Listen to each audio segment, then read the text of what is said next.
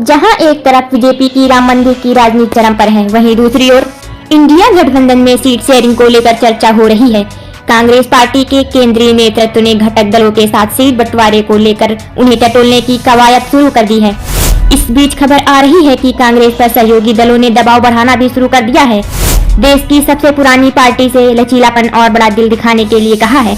JDU ने बिहार के मुख्यमंत्री नीतीश कुमार को विपक्षी गठबंधन के सूत्रधार के रूप में पेश किया। साथ ही कहा कि भारतीय राजनीति में केवल कुछ ही नेता हैं जो उनके जैसे अनुभवी हैं। जेडीयू की राष्ट्रीय कार्यकारिणी की बैठक में कहा गया कि इंडिया गठबंधन में बड़ी पार्टियों की जिम्मेदारी है कि वे गठबंधन को सफल बनाने के लिए बड़ा दिल दिखाएं।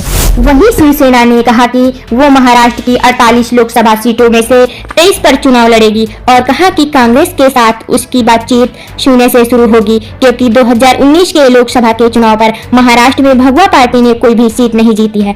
इन दोनों पार्टियों के बयानों से पहले पश्चिम बंगाल की मुख्यमंत्री और तृणमूल कांग्रेस प्रमुख ममता बनर्जी ने ऐलान किया था कि उनकी पार्टी राज्यों में भाजपा से मुकाबला करेगी। कार्यकर्ताओं की एक बैठक में कहा कि देश भर में बीजेपी का मुकाबला इंडिया से होगा, लेकिन पश्चिम बंगाल में बीजेपी के खिलाफ लड़ाई का नेतृत्व टीएमसी करेगी।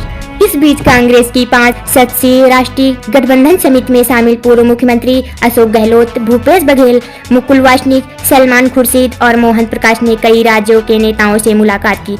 उनमें दिल्ली, बिहार और महाराष्ट्र जैसे राज्य शामिल हैं। इस दौरान उनसे सीट बंटवारे पर उनकी राय जानने की कोशिश की गई।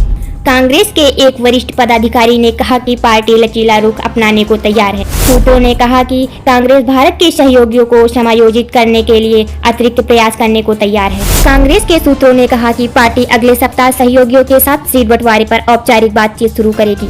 शिवसेना नेता संजय राउत ने कहा कि कांग्रेस के साथ बातचीत शून्य से शुरू होगी। उनके इस बयान ने कांग्रेस नेतृत्व को परेशान कर दिया है। संजय राउत ने कहा, ये महाराष्ट्र है, शिवसेना यहाँ है। महाराष्ट्र में शिवसेना सबसे बड़ी पार्टी है। कांग्रेस एक राष्ट्रीय पार्टी है। हम उनके राष्ट्रीय नेतृत्व से बातचीत कर रहे हैं, चाहे वो राहुल जी हों, सोनिया जी हों, खड़गे साहब हों या वेणुगोपाल हों। कांग्रेस के निर्णय लेने वालों के साथ हमारी बातचीत सुचारू रूप से आगे बढ़ रही है। जेडीयू ने विपक्षी दलों को एक साथ लाने के लिए नीतीश कुमार की सराहना की। पार्टी ने कहा, पटना की बैठक के बाद पूरे देश में विपक्षी एकता के बारे में एक बड़ा संदेश गया और लोगों ने गठबंधन के सूत्रधार के रूप में नीतीश कुमार द्वारा निभाई गई भूमिका की सराहना की है। जेडीयू ने कहा कि नीतीश कुमार ने स्पष्ट रूप से कहा कि उन्हें प्रधानमंत्री या इंडिया गठबंधन का संयोजन बनने की कोई इच्छा नहीं है। साथ ही ये भी कहा कि लोग इंडिया गठबंधन को आशा के साथ देख रहे हैं। जेडीयू ने कहा कि गठबंधन में बड़े दलों की बड़ी जिम्मेदारी है।